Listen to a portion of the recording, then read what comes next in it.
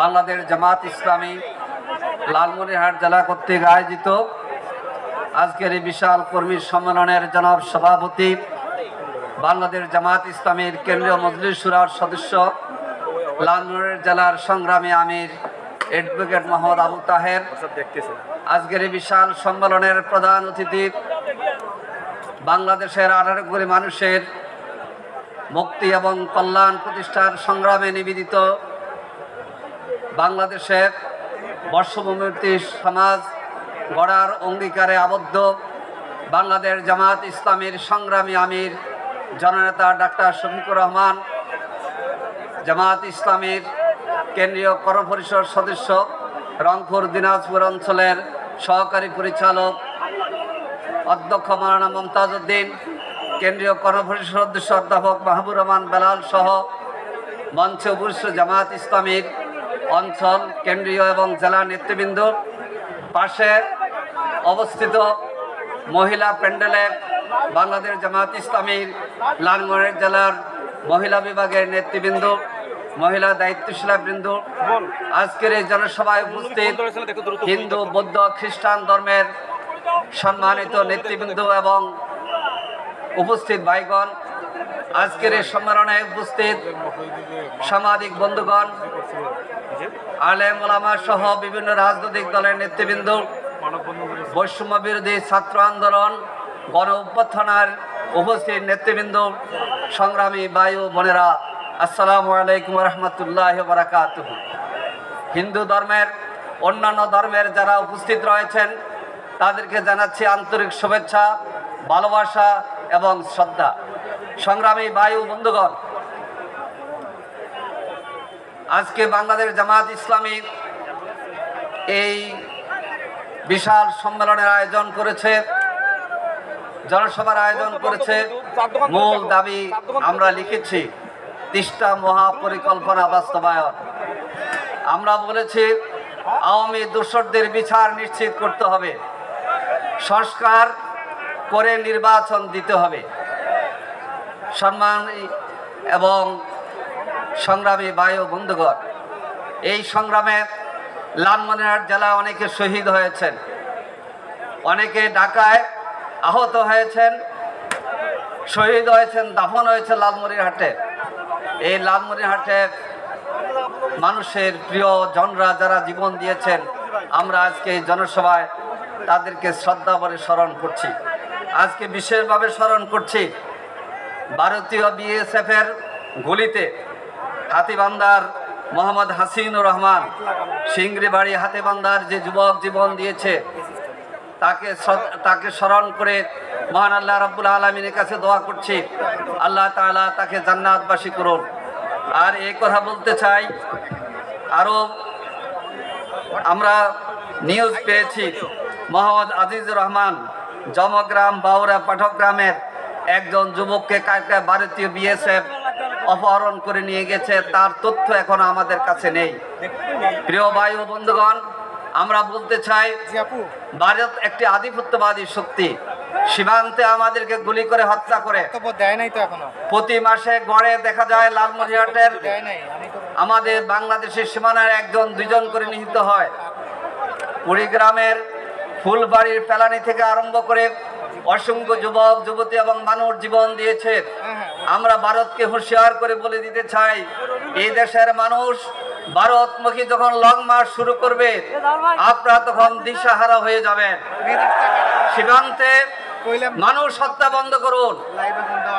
আপনাদের কোনো বিষয়ে নজরে আসলে আমাদের সরকারকে আপনারা জানাবেন, কিন্তু সাধারণ মানুষকে এইভাবে গুলি করে হত্যা করলে বাংলাদেশের সাধারণ মানুষকে নিয়ে, লালমনিরহাটের মানুষকে নিয়ে আমরা প্রতিরোধ গড়ে তুলব ভারতের আধিপত্যবাদের বিরুদ্ধে।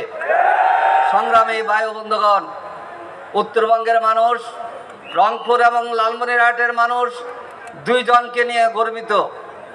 একজন হচ্ছে রংপুরের পীরগঞ্জের মানুষের প্রিয় সন্তান বেগম রোকেয়া বিশ্ববিদ্যালয়ের সাহসী যোদ্ধা শহীদ আবু সাইদ, যে শঠান দেহে জীবন দিয়ে দিয়েছে।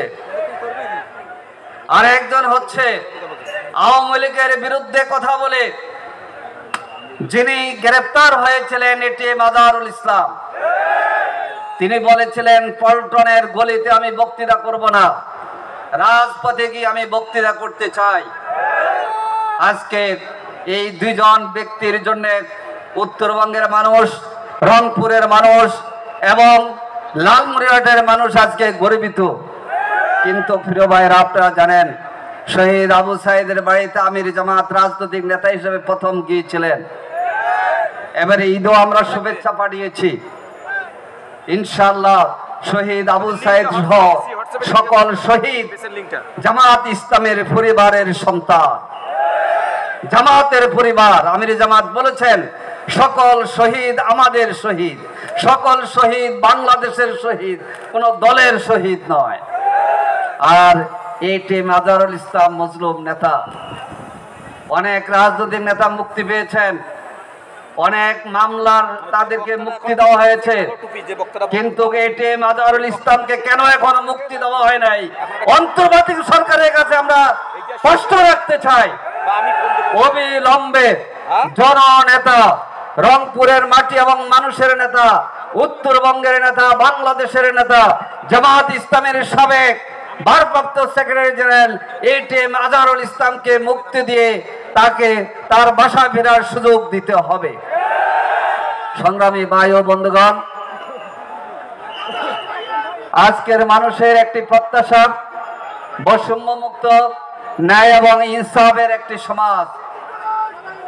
আজকে মানুষের স্লোগান হচ্ছে, অনেক দল দেখেছি, জামাত ইসলামী বাকি আছে। আমরা কি দিতে চাই? আমরা বিদ্বেষের পরিবর্তে সম্প্রীতি প্রতিষ্ঠা করতে চাই। আমরা রাজনৈতিক প্রতিহিংসার পরিবর্তে রাজনৈতিক সম্প্রীতি, ঐক্য, ভালোবাসা তৈরি করতে চাই।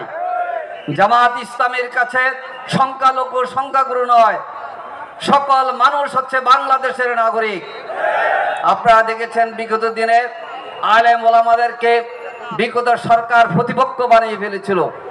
দাড়ি টুপি দেখলেই অত্যাচার, জুলুম, নির্যাতন এবং জেলখানা। আজকে বাংলাদেশের মানুষ নির্বিঘ্নে দাড়ি টুপি নিয়ে তাদের নারায়ে তাকবীরের স্লোগান নির্বিঘ্নে দিতে পারে। আমরা অন্যান্য ধর্মের লোকদেরকে বলি, আপনারা নির্বিঘ্নে ধর্ম পালন করুন, কারণ সকল নাগরিকের অধিকার আছে। তারা তাদের নাগরিক অধিকার, এখন নাগরিক অধিকারের আলোকে তাদের জীবন যাপন করবেন। জামাত ইসলামী সরকার গঠন করলে, জামাত ইসলামী যদি এই দেশের জনগণ দোয়া দিয়ে জাতীয় সংসদে পাঠায়, একটি মানবিক বাংলাদেশ গড়ে তুলব ইনশাআল্লাহ। আমরা যে বাংলাদেশি মানুষ, যেই সরকারের মধ্যে জামাত ইসলামী এমন রূপরেখা দিতে চায়, হানাহানি থাকবে না, সন্ত্রাস থাকবে না, সাদাবাজি থাকবে না। আজকে যেখানে যায় মানুষ বলে, ভাই সাদাবাদের বিরুদ্ধে আরো একটু কথা বলে।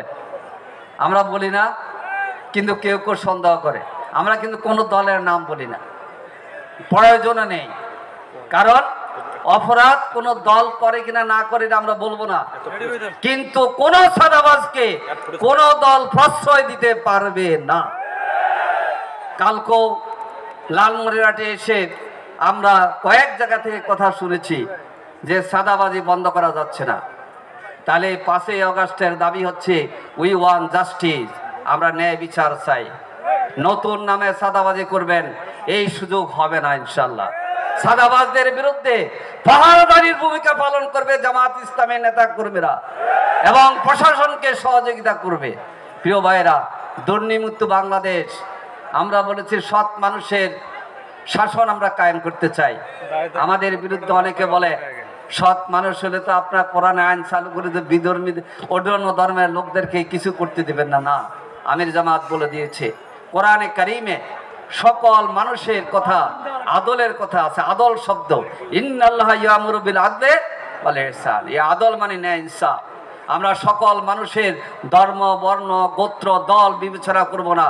আমরা দেখব নৈতিকতা, যোগ্যতা, সততা।